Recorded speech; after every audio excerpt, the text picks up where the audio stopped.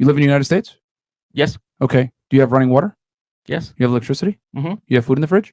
Yeah. Okay, you got nothing to be depressed about. Boah, this is such BS. They couldn't even transcribe it correctly. Do you believe depression is a real thing? I believe that feeling depressed is real.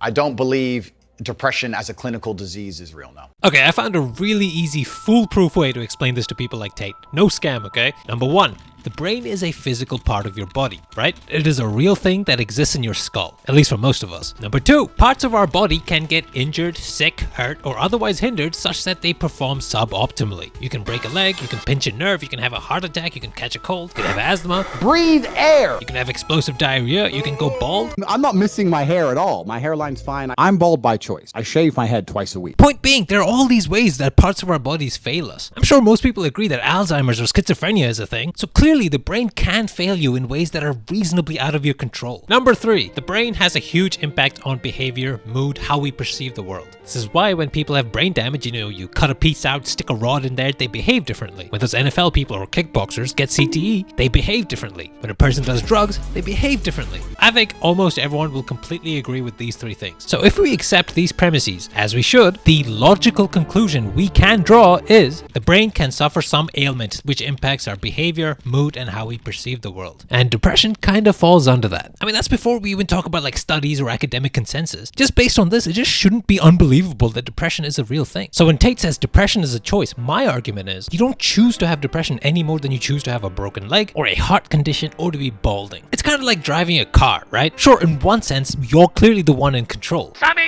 you are wrecking the car. Shut up. But also, in another sense, there's a lot of shit under the hood, fam. But he is somewhat right in that once you figure out you have something wrong, it's ultimately up to you to do something about that. I believe that it's not healthy to hand over all your power and believe that depression is an outside disease that you can't affect.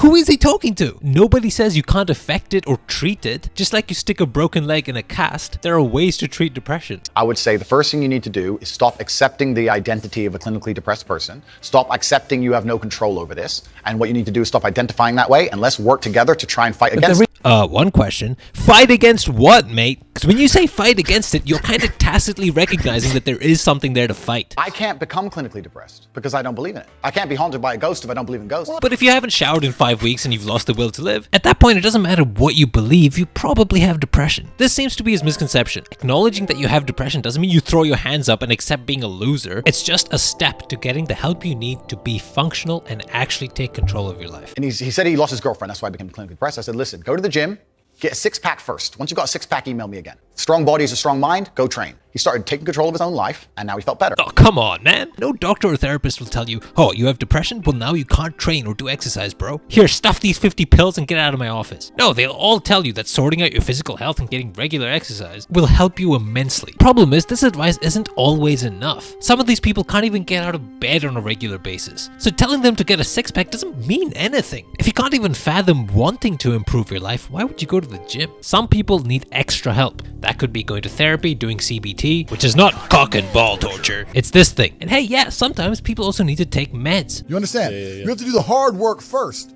If there's no hard work, there's no smart work. This guy really loves his empty platitudes, huh? I feel like everything he says can be boiled down to Do it! Just do it! like, bro, his advice is just vibes. Like, long term, he offers nothing concrete. It's a fugazi. Fugazi, it's a wazi, it's a woozy. Like, sure, he may get some people to start lifting. Other than that, I don't know how he actually helps anyone. Unironically, the only actual concrete thing I've seen him give decent lessons on is how to be a sex trafficker. That teaches basically how I got girls, how I met girls, how I got girls to like me, how I got girls to fall in love with me to work on webcam for me. Even that, he hasn't yet taught us how to get away with it. You know, I'm trying to shit on him on this, but like, I keep finding these clips and I'm just like, man, the guy is funny. You know what? So many women say to me, you're so, Andrew, you know what? You're so rich, but you're smart and you're actually very intelligent. And I know you'd get really bored of a robot. And I'm sitting there thinking, bitch, I wish to God you were a robot.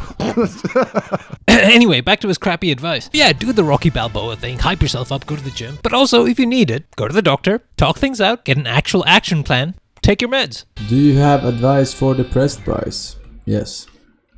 Stop watching Twitch. Stop hanging on social media.